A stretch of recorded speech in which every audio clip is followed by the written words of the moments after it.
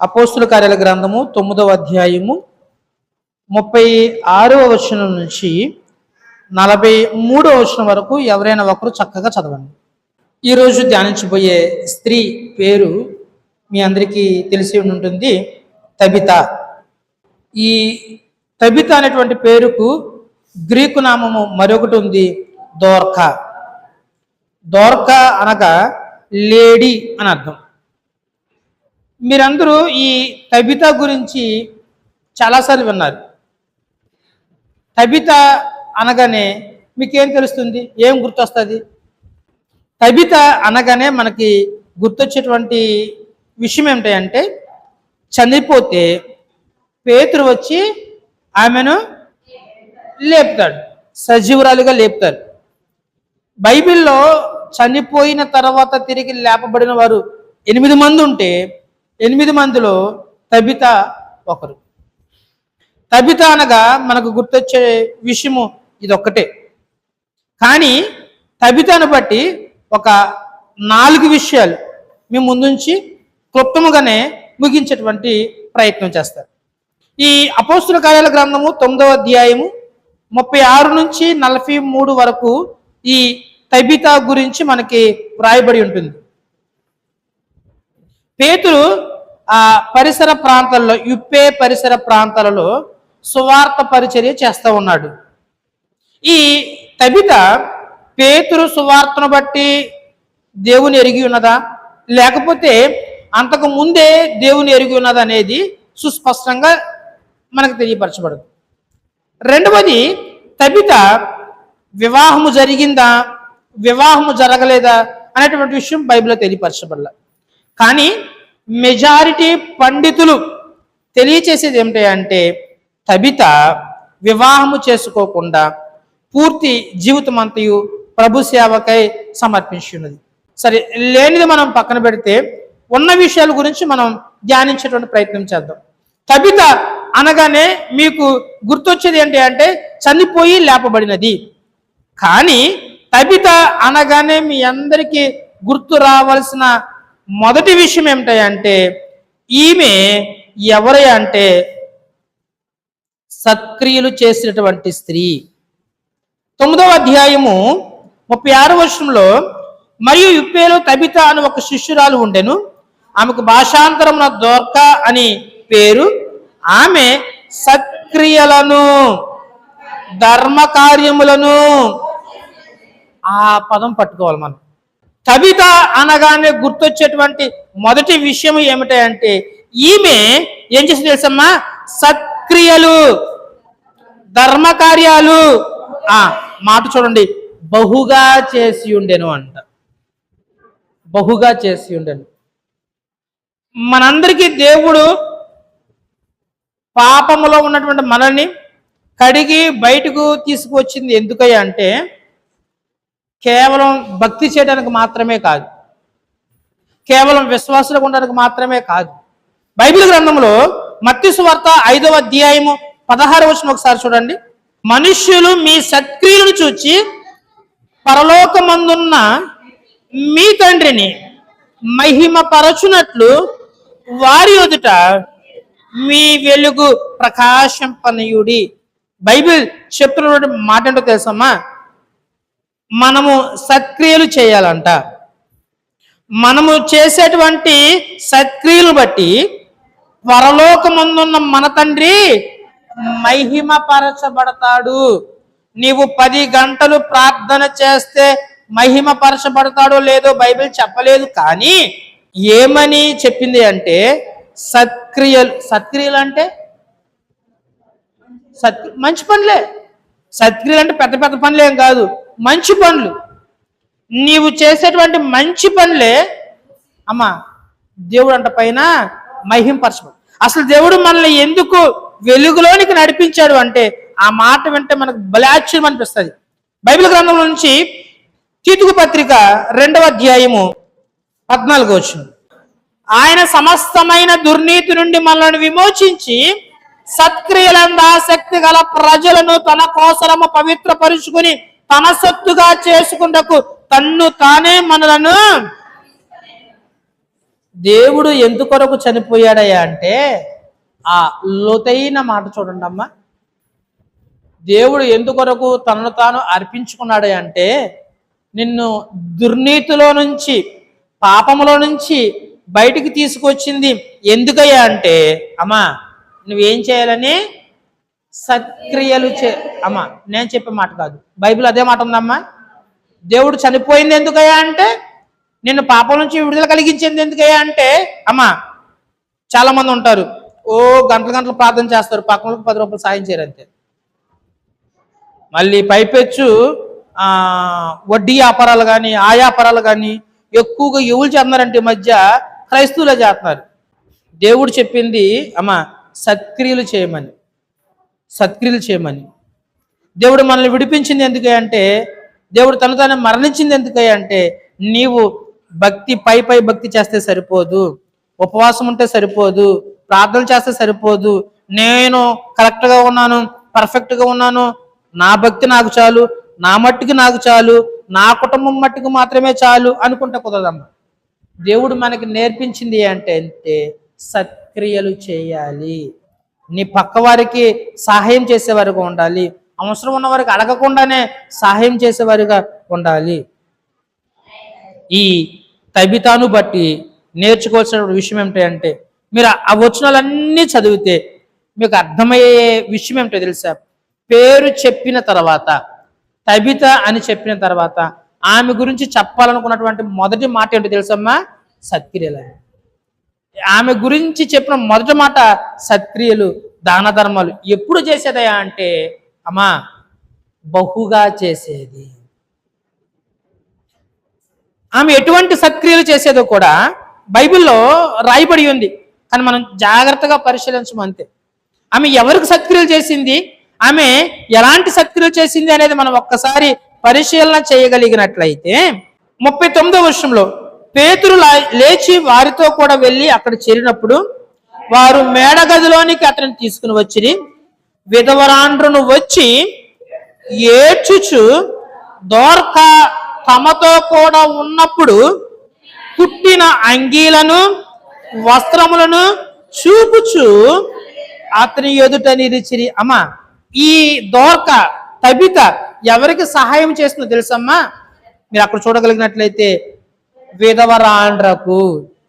రెండవది కొంచెం కిందకి వెళ్ళినట్లయితే 41వ వచనంలో ఉంటుంది, పరిశుద్ధులకు. ఆమె సత్క్రియలు, దాన ధర్మాలు చేసింది. ఆ దాన ధర్మాలు కూడా ఎటువంటి అంటే అమ్మా ఆమె వాళ్ళ కొరకు చక్కటి బట్టలు కొని కుట్టించి పంపించింది. విధవరాండ్రకు చేసేటువంటి సహాయం, ఇతరులకు సహాయము.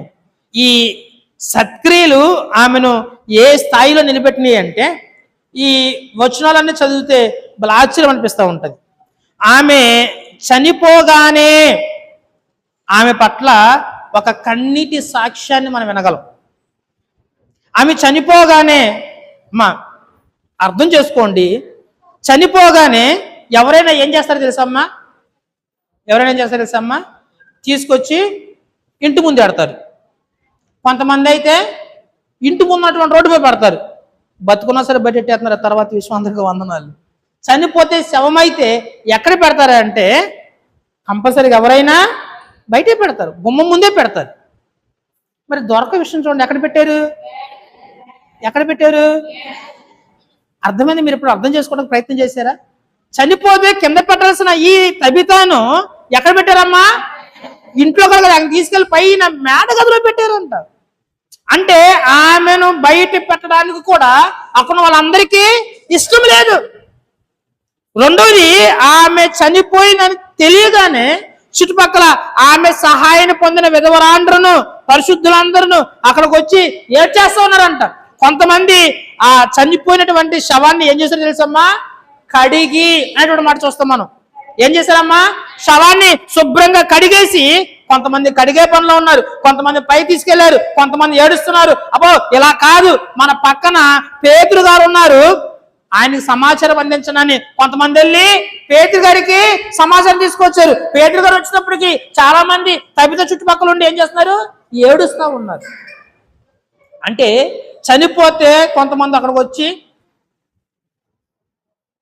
బంగారులు అంటే అమ్మమ్మ, ఏమమ్మమ్మ బంగారులు అంటే అటు చూస్తారు ఇటు చూస్తారు, ఒకసారి కూర్చుంటారు. ఇంట్లో టీ వస్తుంది, టీ వస్తుంది కదమ్మా, టీ వస్తుంది, నల్లగా టీ తాగి అంతేనమ్మా. కానీ ఈమె చేసినటువంటి సత్క్రియలు ఉన్నాయి చూడండి అమ్మా, శవాన్ని బయటికి కాదు కదా అమ్మ, మేడ గదిలోకి తీసుకువెళ్ళింది. ఎంత గొప్ప గొప్ప కార్యాలు చేయకపోతే అలాంటి పని చేస్తారు చూడండి. అందరూ ఏడుస్తూ ఆ సమయానికి పేతురు గారు వస్తారంట. పేతురు గారు రాగానే అందరూ పేతురు గారికి ఏం చూపిస్తున్నారమ్మా, దోర్క తబిత ఇచ్చినటువంటి బట్టలను చూపించయ్యా, తబిత మాకు ఇచ్చినటువంటి బట్టలయ్యా, వస్త్రాలయ్యా అని చెప్పి ఆ బట్టలు చూపించి ఏడుస్తూ ఉన్నారంట. అంటే ఆ సంఘటన అంతయు మీరు డిజిటల్ చేసి ఒక్కసారి ఆలోచించగలిగినట్లయితే ఎంత సహాయము ఆమె చేయకపోతే అక్కడ వాళ్ళందరూ అంతలాగా బాధపడతారు చెప్పండి. శవాన్ని కూడా కిందకి దించకుండా శవాన్ని కడిగి పైన దాచారు అంటే ఎంత ప్రేమ పొంది ఉంటుంది. అంత ప్రేమ పొందడం గల కారణం ఏంటో తెలుసమ్మా, డబ్బుల వల్ల రాదు ఆ ప్రేమ, మాటల వల్ల రాదు ఆ ప్రేమ, పదవులు బట్టి రాదు ఆ ప్రేమ. ఎవరిని బట్టి వస్తుందంటే ఎవరైతే ప్రేమ చూపిస్తారో, ప్రేమగా సత్క్రియలు చేస్తారో, ప్రేమగా దాన ధర్మాలు చేస్తారో వాళ్ళే పొందుకుంటారు ఇంత ప్రేమను, అంత కన్నీటి సాక్ష్యాన్ని. పేతురు గారు వస్తే పేతురు గారు కూడా లోపలికి వెళ్ళలేనంత మంది చుట్టుముట్టి ఏడుస్తూ ఉన్నారంట. పేతురు గారు ఏమన్నా తెలుసమ్మా, మీరందరూ బయటికి వెళ్ళిపోండి. ఎందుకంటే పేతురు గారు కూడా అక్కడ ప్రార్థన చేయలేనంత స్థలములో జనమచున్నారు, ఏడుస్తూ ఉన్నారు. అసలు ఆయనకి ఏమి అర్థం కాదు. అందుకే ఆయన ఏం చేశారు తెలుసు, మీరు అర్జెంటుగా ఎక్కడికి వెళ్ళిపోవాలి, బయటికి వెళ్ళిపోవాలి.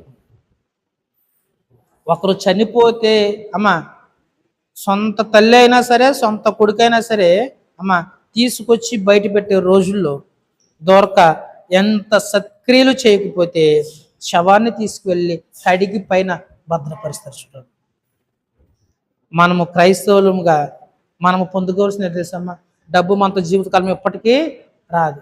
పేరు ప్రఖ్యాతులు అవి చివరి వరకు ఏంటంటే మనం చూపించేటువంటి ప్రేమే, మనం ఇతరులకు చూసేటువంటి సహాయమే. మనం కష్టాలు ఉన్నప్పుడు అమ్మ పలానావుడికి దెబ్బ తగిలిందిరా అనగా ఊరంతా అక్కడ ఉండాలి, ఊరంతా అక్కడ ఉండాలి. అది కదా మనం పొందుకోవాల్సింది.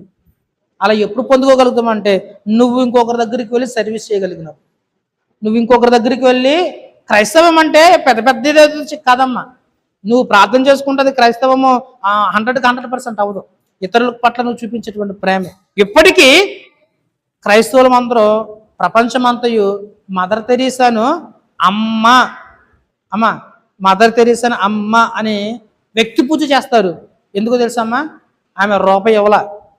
ఏం చేసిందంటమ్మా, ఎప్పుడో వచ్చి ఎప్పుడో చచ్చిపోయింది, కానీ ఇప్పటికీ అందరూ గుర్తుపెట్టుకుంటున్నారు. ఈ రోజుల్లో తల్లిదండ్రులు చచ్చిపోయినా సరే సంవత్సరం లోపల మర్చిపోతున్నారు, కానీ మదర్ తెరీసాను మర్చిపోగలుగుతున్నారమ్మా. కారణం ఏంటి తెలుసమ్మా, ఆమె చేసినటువంటి సత్క్రియలు.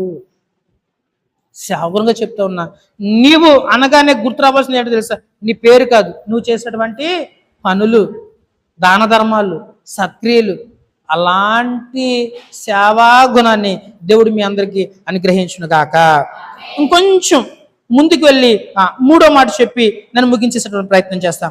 36వ వచనం ఒకసారి మనము చదవగలిగినట్లయితే, మరియు యుప్పేలో తబిత అను ఒక శిష్యురాలు ఉండేను. చాలమ్మా. తబిత అనగానే మీకు గుర్తు రావాల్సింది ఒకటి సత్క్రియలు, రెండవది తబిత అనగానే గుర్తు రావాల్సిన పదమేడు తెలుసమ్మా, ఆమె ఎవరనుకున్నారు, శిష్యురాలు.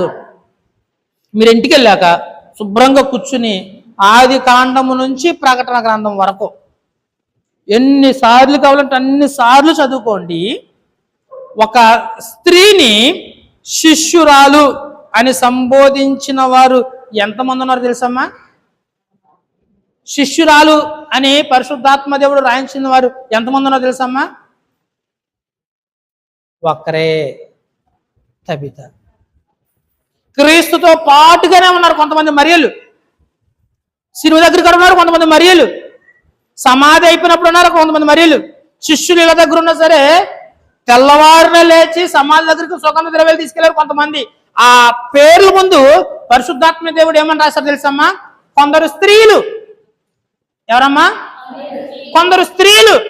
వాళ్ళ పేర్లు మరియా, మగ్దలేని మరియా, వేరొక మరియా, ఇలాగ పేర్లు రాయబడతాయి. కానీ ఒకే ఒక్కరు, అంత గొప్ప వ్యక్తిని ఎన్ని మనం మర్చిపోతాం. తబిత అనగానే చచ్చిపోయిన వాళ్ళు లేపారు అంతే. ఏంటమ్మా? చచ్చిపోయినామని ఈ మిగతా నీకు మనకు సంబంధం లేదు. తబిత అంటే చనిపోయిన దాన్ని పేతురు గారు లేపారు అంతే. పేతురు గారు ఆమెను లేపడం వల్ల కారణం అంటే మనకు అనవసరం. లేపారు అంటే లేపారు అంతే. అంతకుమించి మనం ఒక అడుగు ముందుకేయడానికి కూడా లేదు. ఎందుకు లేపబడింది అంటే కారణం ఇదే. ఆమె ఏం చేసింది తెలుసమ్మా? సత్క్రియలు చేసింది. రెండవది పరిశుద్ధాత్మ ఆమెకు ఏమని బిరుదిచ్చిందో తెలుసమ్మా? శిష్యులు. మరియకు, మార్తకు, మగ్దలేని మరియకు అలాంటి గొప్ప గొప్ప వాళ్ళకి లేనటువంటి బిరుదు శిష్యురాలు. ఆ బిరుదు పరిశుద్ధాత్మ ఈమెకి ఇచ్చింది. ఎంత పరిచర్య చేయకపోతే నీవు నేను మనందరికి ఒక పేరు ఉంటుంది, మీ అందరికి చెప్పాను, క్రైస్తవులు. రెండవది విశ్వాసులు. విశ్వాసులు అంటే దేవుని యందు విశ్వాసం ఉంచిన వారు, ఆయన మరణ పునరుద్ధానంలో యందు విశ్వాసం ఉంచిన వారు, వారిని విశ్వాసులు అంటారు. మరి శిష్యుడు ఎవరంటారు తెలుసమ్మా? శిష్యుడు అని ఎవరంటారు తెలుసమ్మా? ఆయన అనుసరించేవారిని. ఆయన్ని అన్ని విషయాలను, ఆయన మాటను అనుసరించేవారు, ఆయన జీవితాన్ని అనుసరించేవారు, ఆయన సాక్ష్యాన్ని అనుసరించారు, ఆయన బోధన అనుసరించారు. ఆయన ఎలాగున్నాడు అలాగ ఉండడానికి ప్రయత్నం చేసేవారినే శిష్యులు అంటారు. అలాంటి గొప్ప ఆధిక్యతను ఒక్క స్త్రీ మాత్రమే పొందుకుంది. ఆమె తబిత. ఎంత గొప్ప పరిచర్య చేయకపోతే, ఎంత గొప్ప సాక్షిగా ఆమె ఉండకపోతే అమ్మ శిష్యురాలు అని పిలిపించుకుంది. మీరు చెప్పగలరా నా పేరుకు ముందు శిష్యురాలు ఉంటుందని? మనం చెప్పుకోగలమా మన పేరు ముందు శిష్యురాలు ఉంటుందని? దేవుడు ఊరికే ఎవరికి ఏమి ఇవ్వడం. నీ సేవాగుణాన్ని, నీ పనులను, నీ సాక్ష్యాన్ని చూస్తారు. ఆమె సాక్ష్యము ఎవరు చూసారమ్మా? ఇప్పుడు మనం చూస్తున్నాం కదా, అంతమంది ఆమె గురించి గొల్లుని ఏడుస్తున్నారంటే, చనిపోయినా సరే పేతురుని తీసుకురమ్మన్నారంటే ఆమె బ్రతకాలని వాళ్ళకున్నటువంటి ఆకాంక్ష అంత గొప్పది. ఒకటి తబిత సత్క్రియలు చేసేటువంటి స్త్రీగా చూస్తాం. రెండవది తబిత శిష్యురాలుగా చూస్తాం. మూడవది తబిత తన యొక్క సాక్ష్యాన్ని, ఆమె చెప్పిన సాక్ష్యం కాదు, ఆ మేలును పొందిన వారి యొక్క సాక్ష్యాన్ని మనం చూస్తాం. ఎంతమంది నీ గురించి అలాంటి కన్నీటి సాక్ష్యం చెప్పగలరు? తబిత అలా కాదు. ఆమె చేసే పనులన్నీ ఎవరి ముందు సాక్ష్యం చెప్పారు తెలుసమ్మా? పేతురు ముందు. అయ్యా ఇదిగో మాకు చేసినటువంటి పరిచర్యలు ఇవి, ఇదిగో మాకు కుట్టించినటువంటి వస్త్రాలు ఇవి. వాళ్ళ ఏడుపే, వాళ్ళ బాధే అక్కడ సాక్ష్యం. కుటుంబము లేకపోయినా అంత పెద్ద కుటుంబాన్ని తబిత ఏర్పాటు చేసుకుంది. నీకు కష్టం వస్తే అలా దూతల్లాగా వాలిపోవాలి అందరూ. నీకు బాధ వస్తే నీ బాధ కాదు, అందరికి అదే బాధ అనుకునేలాగా ఉండాలి. అంత సాక్ష్యాన్ని మీరు అందరూ పొందుకుందురుగాక. నాలుగో మాట చెప్పి నేను ముగించేసేటువంటి ప్రయత్నం చేస్తాను. ఇక్కడ చూడగలిగినట్లయితే 40వ వచనం, పేతురు అందరిని వెలుపలకు పంపి మోకాళ్ళుని ప్రార్థన చేసి శవము వైపు తిరిగి ఏం చేసేసమ్మా? ప్రార్థన చేశాడంట. నీ సత్క్రియలే నీకు జీవాన్ని ఇస్తాయి, నీ పేరే నీకు బ్రతికినిస్తాయి, నీ సాక్ష్యమే నిన్ను తిరిగి లేపుతుంది. అంతే. దానికి తబిత అనే ఒక బెస్ట్ ఎగ్జాంపుల్.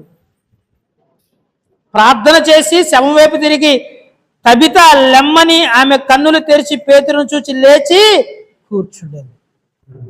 ఎప్పుడైతే తబిత సజీవురాలుగా లేచిందో పేతురు ఆ తబితను తీసుకొచ్చి మరలా ఎవరికి ఇచ్చారమ్మా?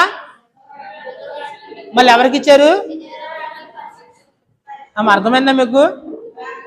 లేపిన తర్వాత ఏం చేయాలి? ఎదురు గంతేయాలి. కానీ పేతురు ఏం తెలుసమ్మా? మరలా ఆ తబితను తీసుకొచ్చి ఎవరికి ఇచ్చారంటే ఎవరైతే ఏడుస్తున్నారో ఆ పరిశుద్ధులకును.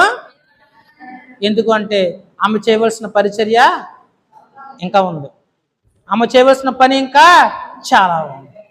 ఆమెను తిరిగి లేపింది ఎందుకంటే 2 కారణాల చేత. ఒకటి, ఆమె సత్క్రియలు ఇంకా కొనసాగించాలి అని. రెండవది, ఆయన నామము అందరూ కొంచెం కిందకి వెళ్ళినట్లయితే, ఇది ఎప్పే అన్నంతగా తెలిసినప్పుడు అనేకులు ప్రభువునందు విశ్వాసముంచిరి. నీ సత్క్రియలు అనేక మందిని దేవుని వద్దకు నడిపిస్తాయి. నీ సాక్ష్యము అనేక మందిని దేవుని వద్దకు నడిపిస్తుంది. నీ నడత అనేక మందిని దేవుని వద్దకు నడిపిస్తుంది. మనము తబితలాగా ఉండడానికి ప్రయత్నం చేద్దాం, శిష్యురాలిగా ఉండడానికి ప్రయత్నం చేద్దాం, సక్రియలకు చేయడానికి ప్రయత్నం చేద్దాం. అందుకే దేవుడు సజీవ లెక్కలో ఉంచాడు. ఈ రోజు తబితను బట్టి ఇవి నేర్చుకుని ముందుకు కొనసాగుదాం. ఒక మంచి కన్నీటి సాక్ష్యాన్ని పొందుకుందాం. అట్టి కృప దేవుడు నీకు నాకు మనందరికీ అనుగ్రహించును గాక.